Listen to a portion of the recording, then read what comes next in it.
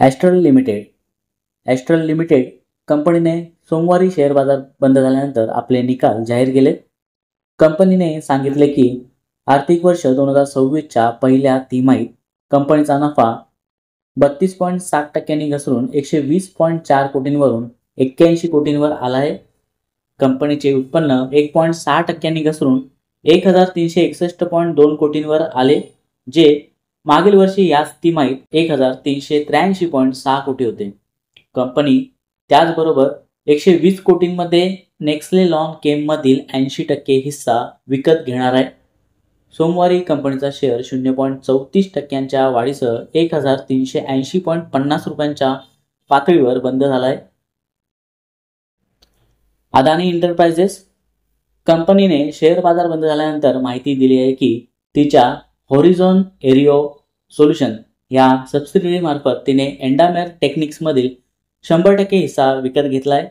कंपनीने सांगितले की तिची step down subsidiary Horizon Aero Solutions म्हणजेच HASLने 11 ऑगस्ट 2025 रोजी एंडामेर टेक्निक्स म्हणजेच ITPL आणि त्याच्या विद्यमान भागधारकांसोबत शेअर परचेस ॲग्रीमेंट वर स्वाक्षऱ्या केल्या आहेत, ज्या अंतर्गत ITPL म्हणजेच एंडामेर टेक्निक्स मधील 100% हिस्सेदारी विकत घेईल. सोमवारी अदानी ग्रुपच्या कंपनीचा शेअर 4.23% वाढीसह 2270.20 रुपयांच्या पातळीवर बंद झालाय. प्राज इंडस्ट्रीज. प्राज इंडस्ट्रीज कंपनीने आपले निकाल जाहीर केले. कंपनीच्या नफ्यात आणि उत्पन्नात घट झाली आहे. कंपनीचा नफा 93.7% घटून 84.1 कोटींवरून 5.3 कोटींवर आला आहे. कंपनीच्या उत्पन्नात देखील घट झाली आहे. कंपनीचे उत्पन्न 8.4% घटले असून कंपनीचे उत्पन्न 699 कोटींवरून 640 कोटींवर आले आहे. प्राज इंडस्ट्रीज लिमिटेडचा शेअर सोमवारी 0.15% घसरणीसह 447 रुपयांच्या पातळीवर बंद झाला आहे. SJVN limited. कंपनीच्या नफ्यात घट झाली आहे, मात्र उत्पन्नात वाढ झाली आहे. कंपनीचा नफा 36.2% घटून 357 कोटींवरून 227.8 कोटींवर आला आहे.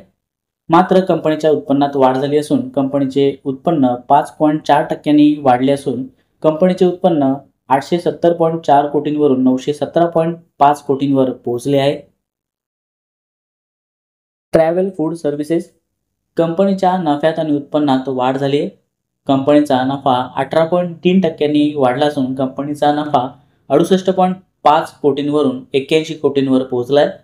तर कंपनीचे उत्पन्न 12% वाढले असून कंपनीचे उत्पन्न 298.5 कोटींवरून 334.7 कोटींवर पोहोचले आहे.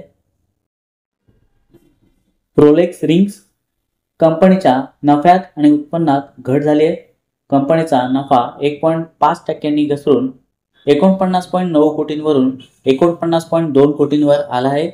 तर कंपनीचे उत्पन्न 6.2% घटून 311 कोटींवरून 292 कोटींवर आले आहे.